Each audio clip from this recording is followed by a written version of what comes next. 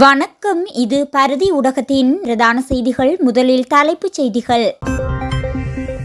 தப்பியோடிய ராணுவ சிப்பாயின் வெறிச்செயல், பெண் மருத்துவர் வன்புணர்வு. யாழ் யூடியூபர் கிருஷ்ணாவின் வங்கிக் கணக்கில் குவிந்துள்ள பணம் வெளியான தகவல். அனுரு அரசை வலியுறுத்தி யாழில் கையெழுத்து போராட்டம். வைத்தியசாலையில் அனுமதிக்கப்பட்டார் மேர்வின் சில்வா. வாகன உரிமையாளர்களுக்கு வெளியான தகவல். தேசபந்து தென்னக்கோனை உடன் கைது செய்ய இன்றைய தினம் பிறப்பிக்கப்பட்ட உத்தரவு. பட்டளந்தி சித்திரவதை கூடம் சிக்கலில் ரணில் சட்டத்தின் முன் நிறுத்த கோரிக்கை. சாவகச்சேரி வைத்தியசாலை விவகாரம் சபையில் சாடிய அர்ச்சுனா எம்பி. கோட்டாபய காலத்தில் நடந்த சம்பவம், கடும் எதிர்ப்பு வெளியிட்ட முன்னாள் அமைச்சர். ஏனையின் வீதியில் வாகனங்கள் ஒன்றுடன் ஒன்று மோதி விபத்து.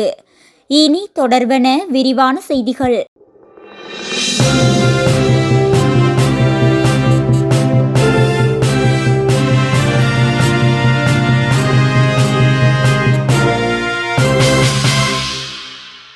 ஸ்ரீலங்கா ராணுவத்திலிருந்து தப்பியோடிய ராணுவ சிப்பாய் ஒருவர் இரவு நேர கடமையிலிருந்த பெண் மருத்துவரை வன்புணர்விற்கு உட்படுத்தியுள்ளதாக தெரிய வருகின்றது. அனுராதபுரம் வைத்தியசாலையில் இந்த சம்பவமானது இடம்பெற்றுள்ளது. குறித்து சந்தேக நபர் ராணுவத்திலிருந்து தப்பியோடியவரின் அடையாளம் காணப்பட்டுள்ளதாகவும் சந்தேக நபரின் இருப்பிடம் தற்போது அடையாளம் காணப்பட்டுள்ளதாகவும் பொது பாதுகாப்பு அமைச்சர் ஆனந்த் விஜயபால நாடாளுமன்றத்தில் இன்றைய தினம் தெரிவித்தார். எதிர்க்கட்சி தலைவர் சஜித் பிரேமதாஸ் எழுப்பிய கேள்விக்கு பதிலளித்த அமைச்சர், சந்தேக நபரிடம் இருப்பிடத்தை காவல்துறையினர் கண்டுபிடித்துள்ளதாகவும் அவரை கைது செய்வதற்கான நடவடிக்கை நடைபெற்று வருவதாகவும் தெரிவித்தார். சந்தேக நபரை விசாரித்து கைது செய்ய 5 காவல்துறை குழுக்கள் நிறுத்தப்பட்டுள்ளன என்று அவர் குறிப்பிட்டார். பாதிக்கப்பட்ட 32 வயது வைத்தியர் நேற்றைய தினம் தனது கடமைகளை முடித்துவிட்டு அரசாங்கத்தால் வைத்தியர்களுக்காக வழங்கப்பட்ட அவரின் தங்குமிடத்திற்கு சென்றுள்ளார். பின்னர் மாலை 6:30 மணி முதல் 7 மணி வரையான காலப்பகுதியில் அடையாளம் தெரியாத ஒருவர் அவரின் தங்குமிடத்திற்கு சென்று கத்தியை காட்டி மிரட்டி பாலியல் வன்கொடுமை செய்ததாக கூறப்படுகின்றது. இந்நிலையில் இந்த சம்பவத்திற்கு எதிர்ப்பு தெரிவித்து அனுராதபுரம் வைத்தியசாலை வைத்தியர்கள் வேலைநிறுத்த போராட்டத்தில் ஈடுபட்டுள்ளனர். சம்பவத்தில் தொடர்புடைய சந்தேக நபரை உடனடியாக கைது செய்ய வேண்டும் என்று போராட்டத்தில் ஈடுபட்டுள்ள வைத்தியர்கள் கோரிக்கை விடுத்துள்ளனர். விளக்கமறியலில் வைக்கப்பட்டுள்ள யாழ்ப்பாண யூடியூபர் கிருஷ்ணாவின் வங்கிக் கணக்கில் உள்ள பணம் தொடர்பில் தகவல் வெளியாகியுள்ளது. அந்த வகையில் யூடியூபர் கிருஷ்ணாவின் வங்கிக் கணக்கில் 9 கோடி ரூபாய் உள்ளதாக தகவல் வெளியாகியுள்ளது. யூடியூபர் கிருஷ்ணா வங்கிக் கணக்கில் உள்ள பணம் புலம்பெயர் பினாமிகளினது வயிற்றில் புலியை கரைத்துள்ளதாக கூறப்படுகின்றது. புலம்பெயர் தமிழர்களிடம் நிதி பெற்று தாயகத்தில் உள்ள மக்களுக்கு உதவுவதாக காட்டிக்கொள்ளும் யூடியூபர் கிருஷ்ணா யுவதி ஒருவர் தொடர்பில் காணொலி வெளியிட்டு சிக்கலில் மாட்டிக்கொண்ட நிலையில் தற்போது விளக்கமறியலில் வைக்கப்பட்டுள்ளமை குறிப்பிடத்தக்கது. ஜாலில் பல்வேறு கோரிக்கைகளை முன்வைத்து கையெழுத்து போராட்டம் முன்னெடுக்கப்பட்டுள்ளது. குறித்து போராட்டமானது இன்றைய தினம் மக்கள் பேரவை இயக்கத்தின் ஏற்பாட்டில் ஜாழ் மத்திய பேருந்து நிலையத்திற்கு முன்பாக இடம்பெற்றுள்ளது. பயங்கரவாத தடை சட்டம் மற்றும் மருந்துகள், அத்தியாவசிய உணவு மற்றும் பாடசாலை பொருட்களுக்கான வரி குறைப்பு உள்ளிட்டவற்றை வாக்குறுதி அளித்தபடி அனுர அரசு நீக்க வேண்டும் என்று வலியுறுத்தி இந்த கையெழுத்து போராட்டம் முன்னெடுக்கப்பட்டுள்ளது. எந்த ஒரு அரசிலும் இல்லாதது போல இம்முறை தமிழ் முஸ்லிம் அமைச்சர்களை அதிகம் கொண்ட அரசாக தேசிய மக்கள் சக்தி காணப்படுகின்றது. ஆனாலும் இருக்கும் நாடாளுமன்ற உறுப்பினர்கள் எந்தவித பலமும் அற்றவர்களாக வாய்ப்பீசா பொம்மைகளாகவே காணப்படுகின்றனர். தேர்தல் காலத்தில் தமிழ் மக்களுக்கு வாக்குறுதி வழங்கி பிரசாரம் செய்யப்பட்ட பேட்டியின் நீக்கம் இன்று வரை இடம்பெறவில்லை. ஊழல் அற்றவர்கள் என்ற போர்வையில் அரசியல் அற்றவர்கள் என்ற ஒரு கூட்டத்தோடு பழைய ஊழல்களை கிளறி ஏமாற்று வாசகங்களோடு நாடகமாடும் அரசியலே இங்கு இடம்பெறுகின்றது. குறிப்பாக தமிழ் மக்களுக்கு உறுதியளிக்கப்பட்ட அரசியல் கைதிகளின் விடுதலையும் கிடப்பில் போடப்பட்டுள்ளது. அத்தியாவசிய பொருட்கள் மீதான வரியை குறைக்க வழங்கப்பட்ட உறுதிமொழி காலாவதியாகிவிட்டது. வாரம் ஒரு பழைய ஊழல் பட்டியலை கூறுகின்றனர். ஆனால் நடவடிக்கை ஏதும் காணப்படவில்லை. எனவே இந்த அரசின் பொய்களை இனியும் மக்கள் நம்ப போவதில்லை. அரசு மக்களின் வாக்குகளை சுவீகரிக்க செய்த வேடத்தை கலைத்து தனது சுயரூபத்தை காட்டுகின்றது. தமிழ் மக்கள் இனியும் நீங்கள் பார்வையாளர்களாக அல்லது பார்ப்பவர்களாக இருக்காது பங்காளர்கள் ஆகுங்கள் எனவும் மக்களுக்கு அழைப்பு விடுக்கப்பட்டது. குறித்து இந்த கையெழுத்து போராட்டத்தில் சுமார் 200க்கும் மேற்பட்டோர் கையெழுத்திட்டுள்ளனர். நீதிமன்றத்தால் விளக்கமறியலில் வைக்கப்பட்ட முன்னாள் அமைச்சர் மேர்வின் சில்வா தற்போது மகர சிறையில் உள்ள வைத்தியசாலையில் அனுமதிக்கப்பட்டுள்ளார். இதன்படி வைத்தியசாலையில் அனுமதிக்கப்பட்டுள்ள மேர்வின் சில்வாவுக்கு கூடுதல் வசதிகள் எதுவும் வழங்கப்படவில்லை என கூறப்படுகின்றது. தான் பதவியில் இருந்த காலத்தில் போலி ஆவணங்களை தயாரித்து அரசு நிலத்தை விற்றதாக எழுந்த குற்றச்சாட்டுகள் தொடர்பாக மேர்வின் சில்வா கைது செய்யப்பட்டுள்ளமை குறிப்பிடத்தக்கது. மோட்டார் வாகனங்கள் சட்டத்தின் ஏற்பாடுகளின் பிரகாரம் வெளியிடப்பட்டுள்ள ஒழுங்கு விதிகளுக்கு அமைய வாகனங்களின் வடிவமைப்புகளை மாற்றுதல் மற்றும் மாற்று உருவமைப்புகளை மாற்ற அமைச்சரவை அனுமதி அளித்துள்ளது. அதன்படி 1983 ஆண்டில் வெளியிடப்பட்ட மோட்டார் வாகனங்கள் கட்டளைகள் அவ்வப்போது திருத்தப்பட்டு வாகனங்கள் மாற்று உருவமைப்புகள் செய்யக்கூடிய விதங்கள் பற்றிய ஒழுங்கு விதிகள் வர்த்தமானி அறிவித்தல் மூலம் வெளியிடப்பட்டுள்ளது. கடந்த காலங்களில் அவ்வாறான கட்டளைகள் மூலம் வெளியிடப்பட்டுள்ள வாகன உதிரி பாகங்களை பொருத்துதல் மற்றும் வடிவமைப்பு மாற்றங்களுக்கு மேலதிகமாக மோட்டார் வாகன போக்குவரத்து திணைக்களத்தின் மூலம் உள்ளக பொறிமுறை மூலம் பேருந்துகளை அலங்காரப்படுத்துதல் மற்றும் மாற்று உருவமைப்புகளுக்கான வழிகாட்டி கோவை ஒன்று தயாரிக்கப்பட்டு உள்ளக சுற்றறிக்கை ஒன்று வெளியிடப்பட்டுள்ளது. எனினும் அதற்குரிய மோட்டார் வாகனங்கள் சட்டத்தின் ஏற்பாடுகளின் பிரகாரம் குறித்த கட்டளைகள் வெளியிடப்படவில்லை. இவ்வனைத்து நிலைமைகளையும் கருத்தில் கொண்டு பேருந்துகளின் அலங்காரங்கள் மற்றும் மாற்று உருவமைப்புகளால் பேருந்துகளில் பயணிக்கின்ற பயணிகளின் பாதுகாப்புக்கு ஏற்படுகின்ற பாதிப்புகள் பற்றி ஆராய்ந்து அது தொடர்பாக முறை சார்ந்த வகையில் செயலாற்றுவதற்கு அமைச்சரவை அனுமதி வழங்கியுள்ளது. அத்துடன் மேற்படி விடயங்களை செயற்படுத்த அதிகாரிகள் குழு ஒன்றை நியமிக்கவும் அமைச்சரவை அனுமதி வழங்கியுள்ளமை குறிப்பிடத்தக்கது. பணி நீக்கம் செய்யப்பட்ட முன்னாள் காவல்துறை மாதிபர் தேசபந்து தென்னகோனை உடனடியாக கைது செய்ய மாத்திரை நீதிமன்றம் திறந்த பிடியாணை பிறப்பித்துள்ளது. குற்ற புலனாய்வுத்துறை விடுத்த கோரிக்கையின் பேரில் இன்றைய தினம் இந்த திறந்த பிடியாணை பிறப்பிக்கப்பட்டது.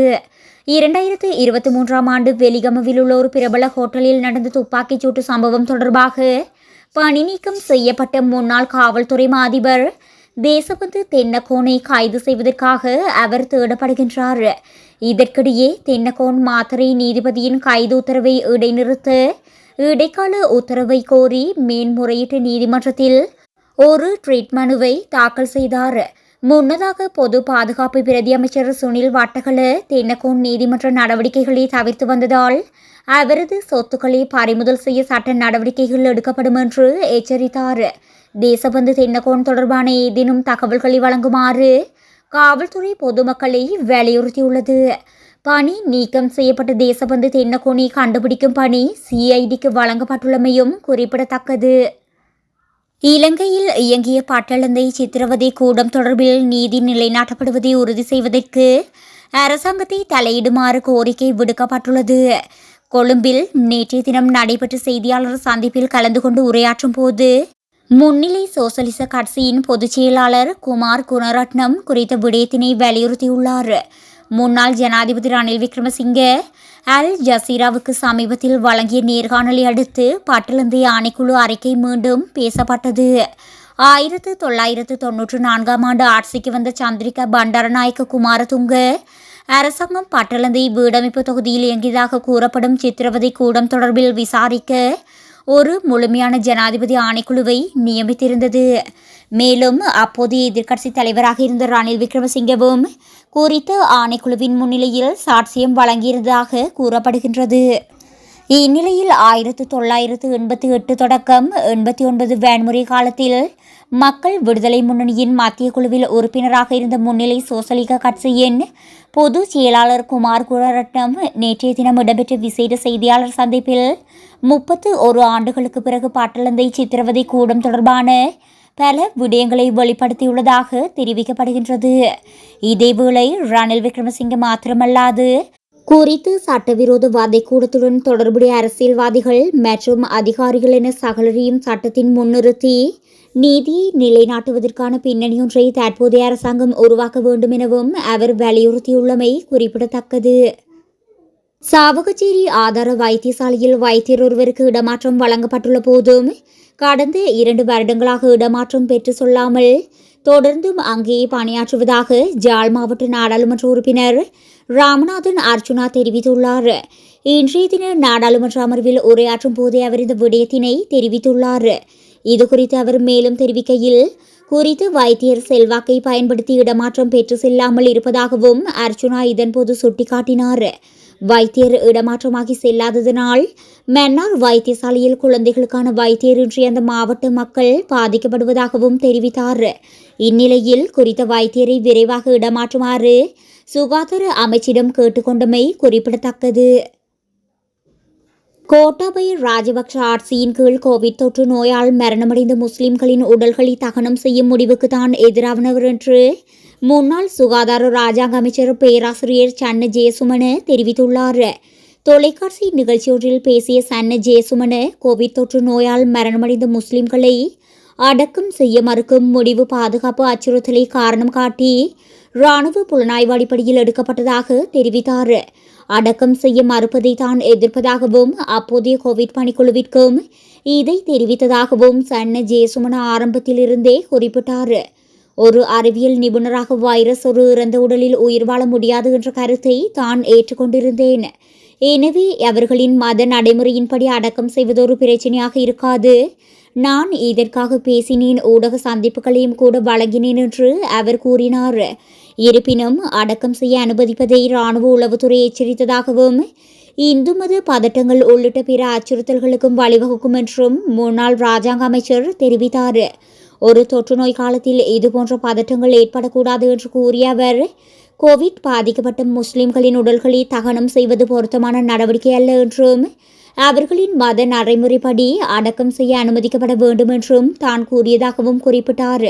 இருப்பினும் எனது பரிந்துரை தோற்கடிக்கப்பட்டது.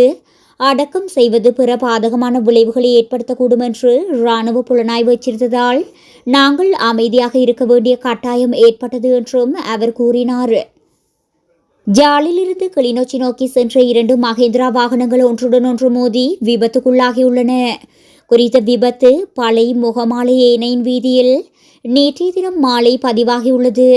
முன்னால் பயணித்த வாகனம் சமிக்கையின்றி மாற்று வீதிக்கு திரும்ப முற்பட்ட வேளை பின்னால் வந்த இன்னொரு மகேந்திரா வாகனம் மோதி குறித்த விபத்து சம்பவம் இடம்பெற்றுள்ளது.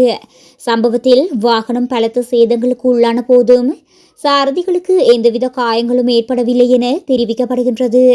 சம்பவ இடத்திற்கு வருகை தந்த பளை போக்குவரத்து காவல்துறையினர் மேலதிக விசாரணைகளை மேற்கொண்டு வருகின்றனர்.